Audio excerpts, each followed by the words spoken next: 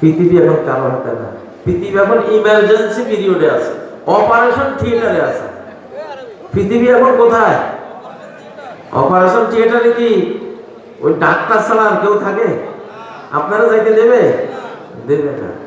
সমস্যা আছে।